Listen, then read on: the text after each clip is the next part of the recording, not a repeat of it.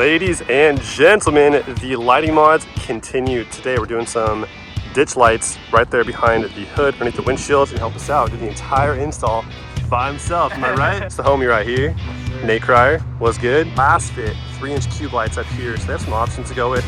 We're gonna show you guys right now the ones we got, and then also the CBI off-road ditch mount brackets to go right in here and kind of like float the cube light right there to give us that proper lighting, get us nice and dune ready. Coming up in a week from tomorrow, back to Pismo, dude. I'm so excited. All right, so in this box right here, we already opened it last week, but dude, open this, by the way. It's like opening an Apple product. It slides open from the top. Isn't that crazy? Yeah.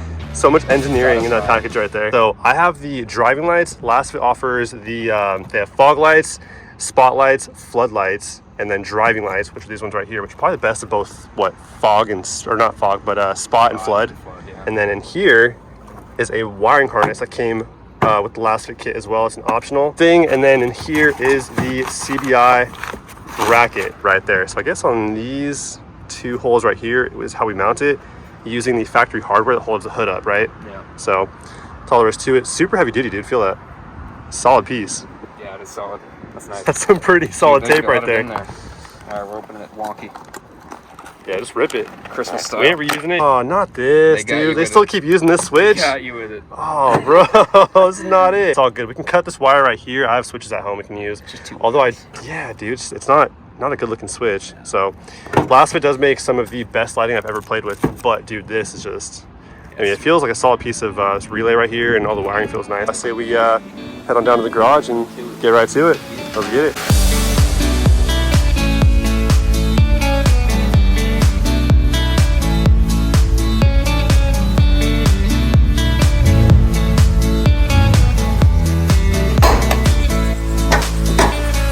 So the first step, we're gonna mount up these hood mounts right here. Look at that, lasered into the mount itself, passenger and driver. So there's the driver for you. Pretty simple install. So we have 2 bolts right here that hold up the hood. So we'll probably do, I think, 1 bolt at a time, right? Probably make the most sense because if we take both bolts off, then be a little more difficult. But we have a 12 mil right here. So undo the top bolt right there, and then you can get it in. This way the hood stays in position at least, because if both bolts come off at the same time, then it's probably gonna be kind of tough to hold the hood on, I'd imagine. But man, I don't know. Never done that before, so couldn't really tell you. But we'll do one by one just to make it safe. But yeah, bud. All right, good enough, I'd say. And here, I'll hold the hood and kind of pull it back for you. Take the tension off. Just like that, both bolts are in the bracket. Now we're tightening it up. Hopefully it's aligned properly though.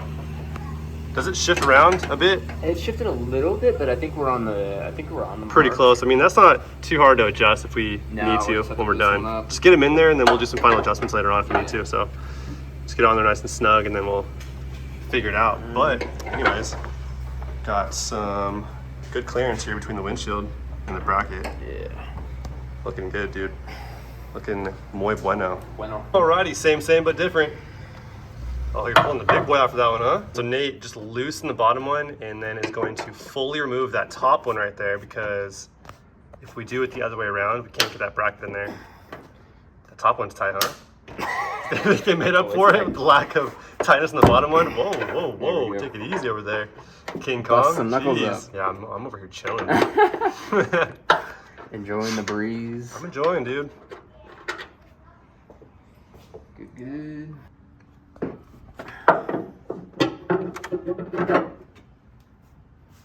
Weird angle. So now Nate's gonna just kind of hand tighten it on there pretty much.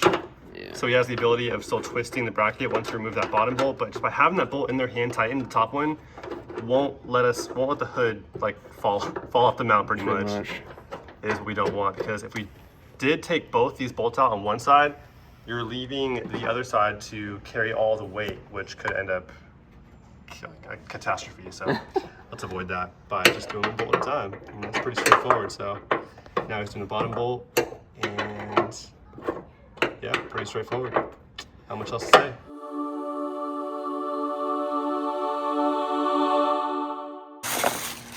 Bam. Bam. Oh, that's so cool looking. Yeah, it is pretty nice. It's all milled out and stuff like that. Yeah. And then there's the cooling fins here on the backside. And a little like cover on top there. I guess that's for the rain, right? Or something like that. Keep the water off of it, off the face. On this, yeah, probably. A little like shade, little like hat on the front. Grab these guys and the hardware and mount these bad boys. These are big too, dude. Yeah, they are. They're thick. Bracket here mounts onto the cube light. Then we have this bolt right here, a washer and a nut. This mounts down, I believe, right? Yeah, it should. And then we have this nut that feeds through. Dude, this thing is long right here though. Yeah. It's like unnecessarily long. So this is gonna go right here in the bottom and we'll feed that onto the bracket on the hood. First thing we have to do though is take these little bolts right here and mount the cube light onto that bracket first.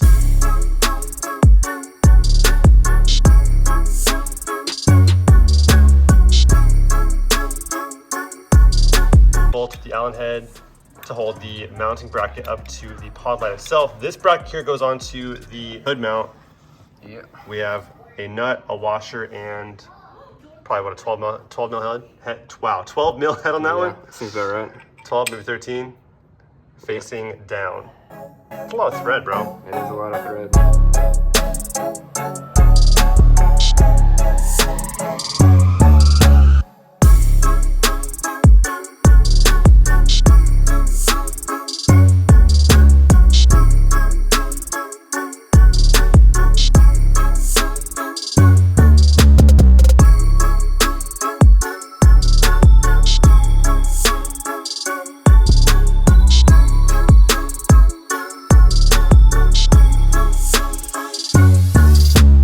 Alrighty, 14 mil open end wrench right here. Be amazing if it ratcheted, but you know, those are kind of a bag of money, dude. Sure are. Dude, I hate wiring stuff up. Touching batteries is not my thing, dude. Honestly, we can say, dude, if you want to, we can say battery to last. I'm no electrician or doctor, Even though there's no open but I think wires. you're onto something pretty good right there, boy. I like it. That's probably All right, we'll save this part for last because not a fan of touching batteries. I ain't gonna lie to you one bit, dude. Yeah. Not my thing. Wiring is not. So we'll run this through the firewall first. Yeah. So pretty much the only thing going into Well, the only thing going in the firewall is going to be this line. just the right switch. here. Firewall's really easy to access. It's actually just right there. Right there. All right, so I just pushed in the grommet, and right there's where the firewall access comes through, just like so. So I just kind of push the grommet to the side there, fed the wire through, and then I'll just push it right back. That's good enough. Probably could drill a little hole in there, but that'll do. So, all right, that's all the feed we need because the button itself also has. We also have some. Slide on there. Yeah, we sure do. As for the switch mount location, I would say probably just right down there, somewhere hidden for now. But in the future, I'll probably do a switch panel, probably somewhere right in this area. Once I have more stuff to wire. Now that's ran through, and then this goes to the relay, which then goes to the battery, a ground. Zip tie the wires out of the way and connect them to the light pods, and that's all she wrote. It's a done deal right here, dude. Super easy install. Yeah. All the way through and through. Having this wiring harness makes it a lot easier with all the stuff ran to it already. Yeah, I know. I mean, it's not hard to wire up your own wiring diagram or harness, but it's a lot easier when it's done for you for sure. 20, I think, but pretty good deal. That's going nowhere, dude. Looking good, dude. And now what we can do actually is pull the fuse out and then start wiring it up. Yeah. That way it's just like this part's done and then we just connect it to the light pods and then we're done. Bro, there are very few things in life I fear, but electrical things is kind of one of them. So we just did a little cleanup here on the zip ties and added some more zip ties too. So I zip tied the wiring to the bracket here in two places, right there on the back side and on the bottom as well to keep it all intact. Trimmed up all the zip ties down here as well, and everything's looking really good. It's a nice little wiring setup. Dude, I hate wiring stuff up, dude. I know, man. And even with like a wiring harness all wired up for us, ready to go, making it super easy, dude. It's still not anything I like doing at all, but it's a nice wiring kit though, for sure. Nice and long too, in case you want to run stuff to like the front bumper or to the roof. All right, well, so we pull it outside and see how they look.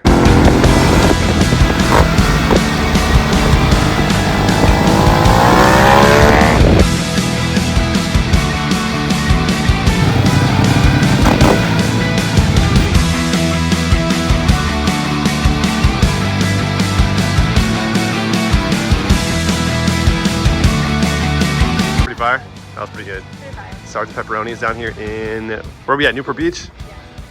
Definitely recommend.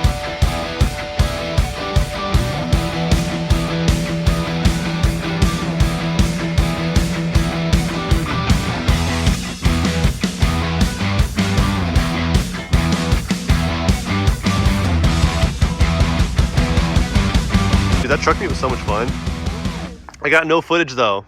Pretty much no footage. I Like know, 'cause we were one so little. concentrated on like the concert. Exactly. I know there was so much going on. I forgot to film proper, but Yeah.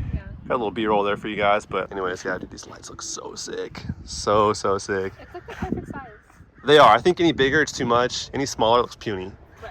That's the perfect size right there. So I think last week killed it. So there's a couple options to go with as far as how the light projects. These here are the driving lights. So the driving light's kind of right in between the spot and the flood. So a flood light is going to kind of just shoot light kind of just everywhere, not very focused of a light. It'll light up your sort of immediate area, more or less. Spotlight will be very focused on one particular like little area. So wherever you aim them is where it's going to be very focused on. Driving lights are the ones I opted for right here. Is kind of like in between that spot and the flood. Then there's the fog light. That's if you run like a custom bumper or want to replace your factory fog lights with a cube light, if you're able to do that on your setup.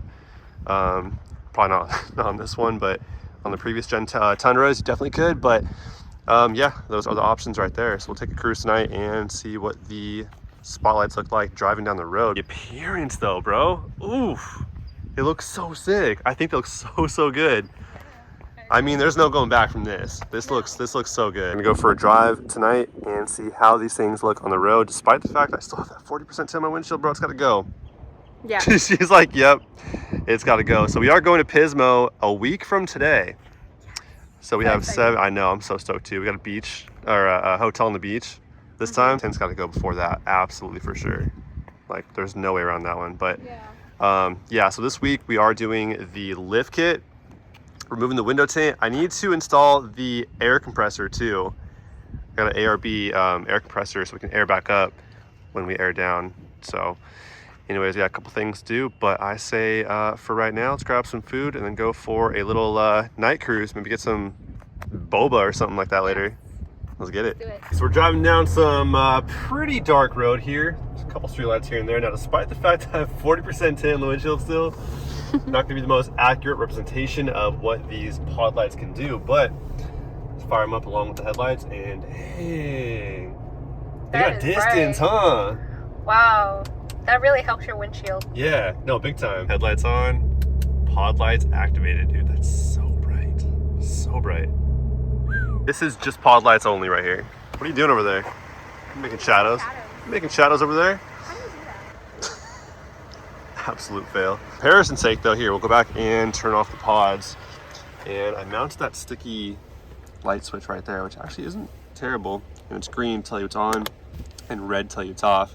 I like this right now because it's a good temporary solution until I get a little switch panel going on, probably somewhere over here or something like that. But yeah, here is the headlights with the fogs. Here's headlights alone, and then headlights brights, and then we'll do just the brights. Oh wait, nope, that's both. But yeah, so headlights and brights right there, and then hit the pods.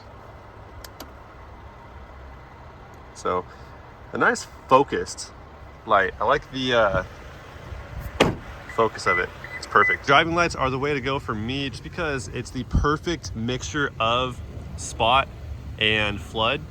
So you get a nice focused beam pattern right here with these driving lights.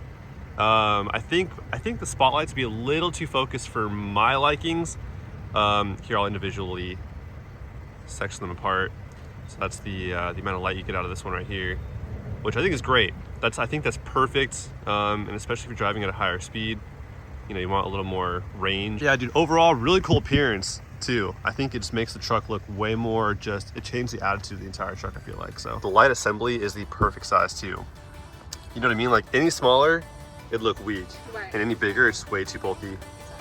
And it's not like in your way either, out the windshield.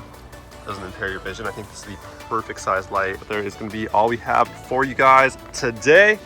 But we will catch you guys very soon. Until next time. Until next time. Peace out.